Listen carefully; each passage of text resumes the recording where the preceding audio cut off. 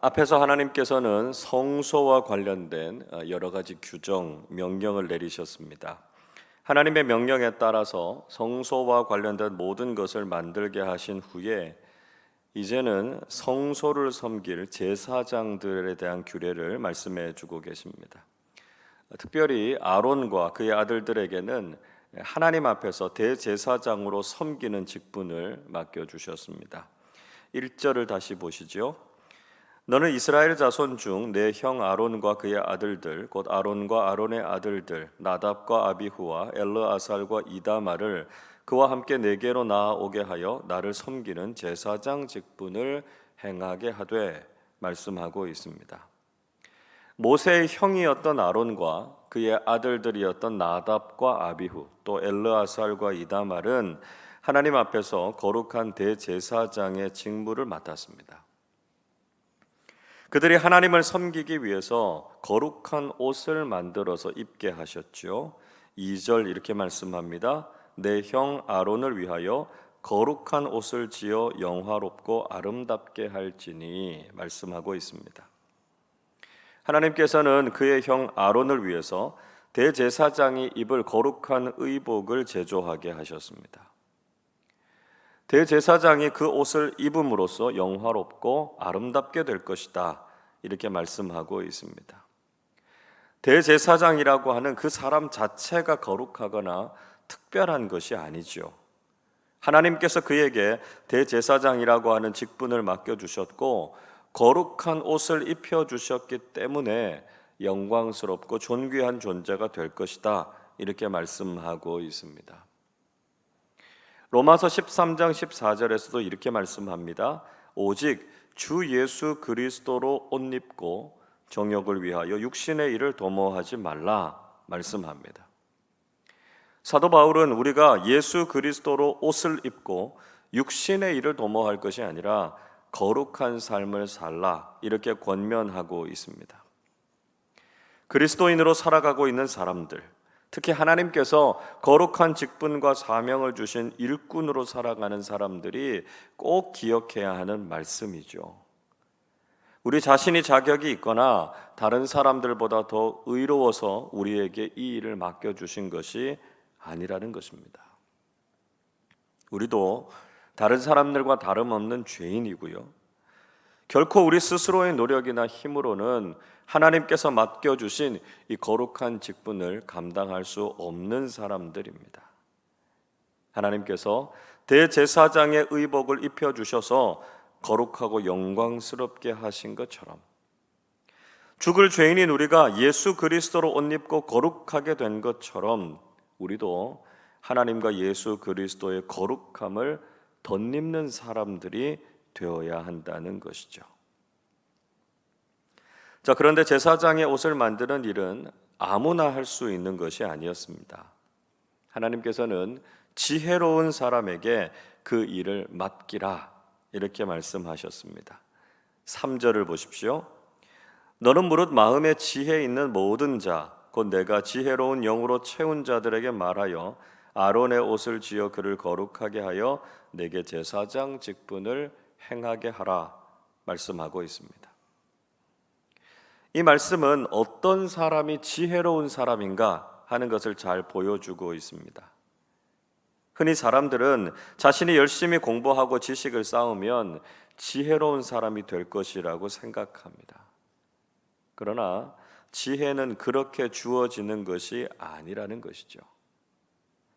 진정한 지혜는 지혜의 근원이신 하나님께서 사람들에게 부어주시는 것입니다.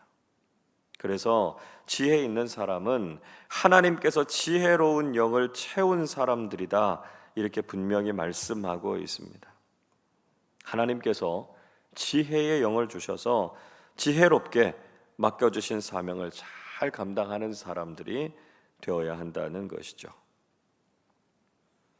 그들이 제사장들을 위해서 지어야 할 의복과 장신구들은 다음과 같았습니다. 4절을 보십시오. 그들이 지을 옷은 이러하니 곧 흉패와 에봇과 겉옷과 반포 속옷과 관과 띠라. 그들이 내 형 아론과 그 아들들을 위하여 거룩한 옷을 지어 아론이 내게 제사장 직분을 행하게 하라.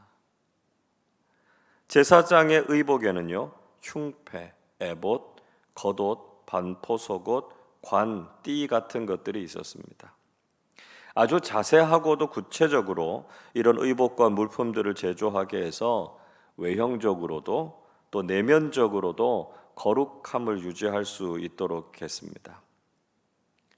그리고 5절의 말씀 보시면 의복의 재료로 사용되었던 것이 청색, 자색, 홍색 실과 가늘게꼰 배실이었다 이렇게 말씀하죠. 앞에서 본 것처럼 이것은 성막의 휘장을 만드는 재료와 똑같은 것이었습니다. 즉 성막뿐만 아니라 성소를 섬기는 제사장들도 모두 거룩한 존재들이다라고 하는 것을 다시 한번 확인시켜 주고 있는 것이죠. 여러분, 하나님께 예배를 드리는 장소도 거룩해야 하지만 하나님께 예배를 드리고 섬기는 사람들도 거룩해야 한다는 것을 잊지 말아야 합니다. 그리고 그 거룩함은 나 자신에게서 나오는 것이 아니라 하나님께서 우리에게 허락해 주시는 것임을 기억해야 한다는 것이죠. 우리가 늘 하나님 앞에서 거룩한 예배자로 살아가게 해달라 하는 이 소원을 가지고 늘 하나님 앞에 기도하실 수 있기를 바랍니다. 그리고 하나님을 섬기는 일을 위해서 귀하게 쓰임받고 그로 인해서 영광스럽고 아름다운 그리스도인들로 살아가실 수 있기를 바랍니다. 자, 계속해서 하나님께서는 제사장의 에봇에 대한 규정 말씀해 주시고 있습니다. 6절 보십시오. 그들이 금실과 청색, 자색, 홍색 실과 가늘게꼰 배실로 정교하게 짜서 에봇을 짓되 이렇게 말씀합니다. 자, 에봇이라고 하는 말, 입다라고 하는 에보드라고 하는 말에서 유래한 것인데요, 의복이라고 하는 뜻입니다. 이 에봇이라고 하는 것은 겉옷 위에 입었던 옷이었습니다. 소매가 없고요, 앞부분은 무릎까지 내려오고 앞부분과 뒷부분이 어깨바지와 허리에 띠로 연결되어져 있었던 조끼 모양으로 생겨 있었던 의복이었다 이렇게 생각하시면 될 것 같습니다. 자, 이어서 에봇과 관련된 여러 규정들을 소개합니다. 7절 보시면 에봇에 어깨바지 2개를 달도록 했죠. 8절에서는 에봇을 매는 띠를 만들게 했는데요, 역시 에봇을 짜는 것처럼 금실과 청색, 자색, 홍색 실, 또 가늘게꼰 배실로 만들어서 정교하게 에봇에 붙였습니다. 그리고 호마노 2개를 가져다가 에봇에 있는 어깨바지에 붙이게 하셨습니다. 9절을 보시죠. 호마노 2개를 가져다가 그 위에 이스라엘 아들들의 이름을 새기되 이렇게 이야기합니다. 자, 이 호마노라고 하는 보석이 무엇인가? 여러 가지 견해가 있는데요, 붉은 줄무늬가 있는 홍옥수라고 하는 보석이다 이렇게 보기도 하고요, 또 에메랄드나 얼룩마노 이렇게 번역하고 있기도 합니다. 아마 당시에 애굽에서 쓰였던 아주 값비싼 재료를 이용했던 것으로 보입니다.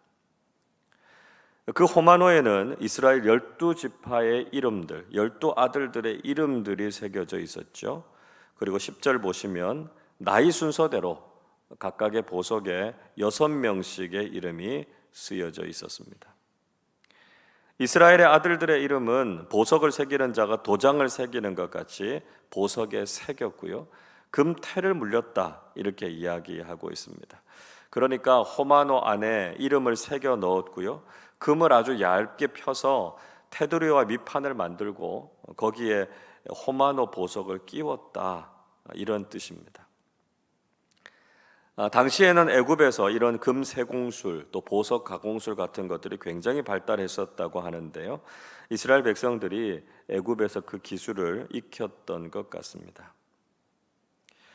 자, 그렇게 이름들을 새긴 호마노를 어깨 바지에 달아서 기념이 되게 했다 말씀합니다.